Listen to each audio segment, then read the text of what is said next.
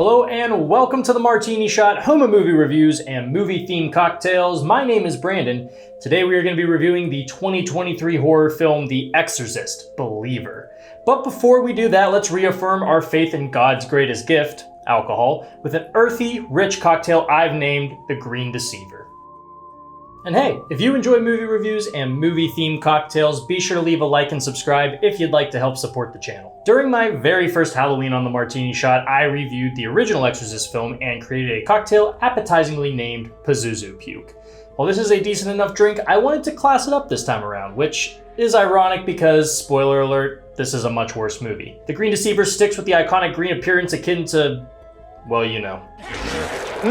However, this time around, I'm employing matcha to give the cocktail a bit of an earthiness to it, along with a kick of caffeine. Paired alongside it is the maltiness of Scotch whiskey, the herbaceousness of gin, the sweetness of banana liqueur, and the creaminess of half and half. Top it off with a nice dusting of nutmeg in the shape of a cross, and you're ready for a lovely day for an exorcism. Let's get into it. All right, go ahead and grab a shaker. First, we're gonna be starting with a little bit of lime juice. You're gonna be doing half an ounce, followed by half an ounce of half and half, about a teaspoon of matcha powder. Moving on to our alcohol, you're gonna be doing 3/4 ounces of banana liqueur, 1 ounce of gin, and 1 ounce of scotch. And now finally, to give the cocktail its frothy body, we are gonna be employing 1 whole egg white. And just like how we handle other cocktails that involve egg white, first we are going to dry shake it, which means we are going to shake everything inside the shaker without any ice for about 20 seconds. This will give the egg white room to emulsify. And then we're gonna throw ice into the shaker and finally shake to chill. Then once you're done shaking, you can go ahead and strain that into a chilled coupe glass. And now to finish off the cocktail, we are gonna be adding a dusting of nutmeg, which you can just apply normally if you'd like, but for this particular cocktail, I'm gonna be using a cross stencil to make a nice little design on top. I really like doing stencil work on top of cocktails, even though it always stresses me out because if it goes wrong, it can just completely ruin this take for the video and I'll have to make the cocktail all over again. But I do like to live on the edge sometimes, so let's go ahead and see if this stencil works out for us.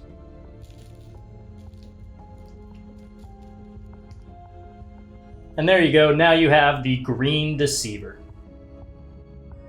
Matcha can be a very overpowering flavor, but luckily it's brought down a little bit in power just from the cream and a lot of the other flavor components working here. The cream and the egg white make it super light and frothy. And once you get past that initial flavor, then you start to pick up on a little bit more of the alcohol. That banana is ever so subtle, but you can definitely tell it's there. You get a tiny little bit of botanicals from the gin, but I really feel like the scotch is probably the one that's going to come through the most. But I think the malty notes of the scotch pair very, very well alongside the matcha and even that nutmeg. That nutmeg is definitely making it a complete package. Not one of the flavors is overpowering the other. It's very, very balanced, very approachable. If you're not a big matcha person like I am, I don't think you're gonna really have too much trouble here. Overall, a nice, rich, earthy fall weather drink. Now that we have our drink, let's jump straight into the review of The Exorcist, Believer. What can I really say about William Friedkin's 1973 horror masterpiece, The Exorcist, that hasn't been said already? It's an indisputable classic, once hailed as the scariest film ever made. It made people faint and vomit in the theaters, caused a much-needed overhaul of the film rating system, and may have actually been cursed by the devil himself. It's an iconic piece of film history that never needed to be expanded upon, but that didn't stop Hollywood from trying. A few years after the original was released, a widely panned sequel was put out into the world.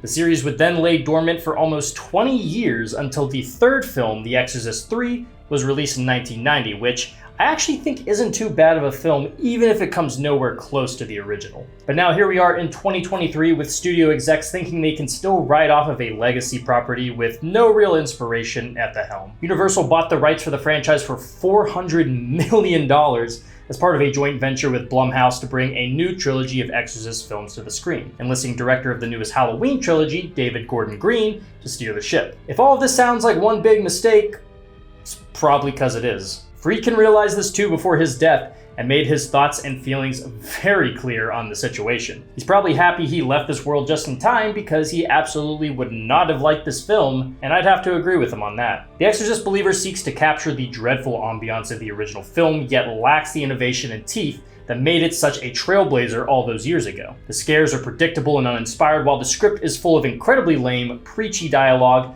that does a disservice to the potentially interesting dynamic the film establishes. Even though the technicals are passable, they easily get overshadowed by not only the original film, but the dozens of other exorcism films that have come out in the past 50 years. And hey, if you don't think it's fair to compare this film to the original so much, then maybe you shouldn't have called it The fucking Exorcist. In The Exorcist Believer, a widowed father grows distressed when his daughter and her friend disappear into the woods one day, only to re-emerge days later with no memory of what happened. It begins to grow apparent that the girls brought home something demonic with them as their physical appearances and personalities begin to change rapidly. With the help of members of his community and someone with experience in possession, the father must fight an unholy battle to save the lives of the two girls. The premise doesn't really get all that unique, going down the plot avenues one would expect. The girls get possessed, they start to wild out, culminating in a final big exorcism. We've certainly seen it before, and while there are sprinklings of new ideas here and there, sprinklings are all they really are. The original film was all about the loss of innocence and crisis of faith,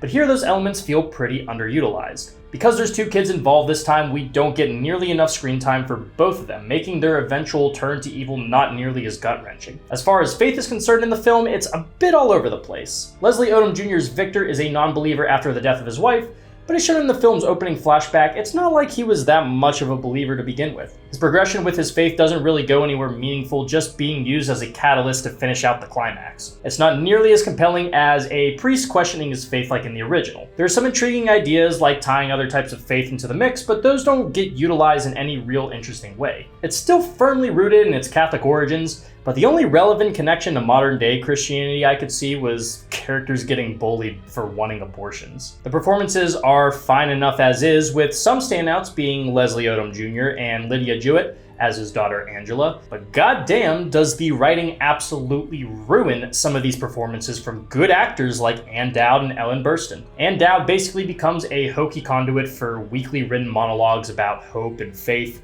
while Burstyn gets relegated to an underutilized legacy character whose overall impact is less Laurie Strode from the previous Halloween films and more Sally from 2022's Texas Chainsaw Massacre. Like the original film, the biggest draw here is seeing young, innocent girls become terrifying monsters. Yet their demonic nature is really toned back compared to Reagan's performance. They copy a lot of elements from the first film, like Reagan's appearance. Hell, they even casted a girl that kind of looks like Reagan, showing that they really can't let go of the iconography of the past. The demons this time around seem so devoid of personality and feel like less of a character than Pazuzu. When we do get that iconic exorcist vitriol and foulness, it's severely toned down and not nearly as shocking. Not much talk of sore letting Jesus. Kind of surprising, considering horror has shown its willingness to really push the envelope for what they're willing to show over the decades. For both the current and past time periods, it feels very underwhelming. It ends up looking like a lazy impression rather than its own unique thing, which I don't fault the actors for, mostly the people behind the scenes. This essentially follows the same recipe David Gordon Green utilized in his Halloween trilogy. Make it built on the nostalgia of the past and refrain from going too far off the beaten path to not alienate casual viewers. I will give the film some credit though. Like I said before, the technicals are pretty good, and even though it's painfully obvious the film is borrowing the look and style of the original a bit too heavy, the makeup, prosthetics, and camera work are all fairly decent. You get brief glimpses of competent storytelling, like when the girls first go missing. There's a decent amount of realistic anxiety that comes with losing a child, but a lot of this does get diminished by the poor writing. The film does a decent job at building suspense to an extent, though not very scary. There are some good moments of tension and atmosphere. There's a scene very akin to the red-faced demon's first appearance from the first Insidious film, though much quieter, which I found to be actually unnerving. I love horror that can affect you in silence, and there's at least one good example of that here. For the exorcism finale, it's mostly par for the course, while not really capturing the uncomfortable atmosphere of the first film. There, the room became frigid, and you could see the character's breath, making for a truly striking scene. The climax itself doesn't feel too special, but I do have to give the film props for a bit of a ballsy ending that at least felt unconventional compared to the rest of the film. It's just too bad the rest of the film wasn't willing to get more risky with the IP. $400 million is a lot of money, so even if this film completely bombs, we're still all but guaranteed to get 2 more films out of this deal. And what an underwhelming place to start. You can tell the crew involved tried to capture the spooky dread of the original, but with no real new ideas to usher the franchise into a new age, My expectations for the trilogy could not be lower. The film ultimately falls flat with its scares and atmosphere, while a weak script takes the narrative and themes in a sloppy, unfocused direction. As aggravating as a film sharing the same name as an all-time classic, but as a standalone film, it's just forgettable. If you want to fight the urge to throw yourself down a very long flight of stairs, maybe give this one a pass. For my rating, I'm giving this film 2 bundles of incense out of 5. Guys, thank you so much for tuning into this episode of the Martini Shot. If you saw The Exorcist Believer, let me know what you thought about it down in the comments. And if you like what you saw here and would like to see more, don't forget to like, subscribe, and follow me across all social media channels. Those links are down in the description below. And if you enjoy movie reviews and movie-themed cocktails, be sure to check out my website, martinishot.blog. And be sure to look at some of my past videos and reviews to see even more Halloween-themed cocktails, just in time to get you ready for the Halloween season. Until next time, thank you again for watching. I'll see you in the next one. Live deliciously, but please remember to drink responsibly.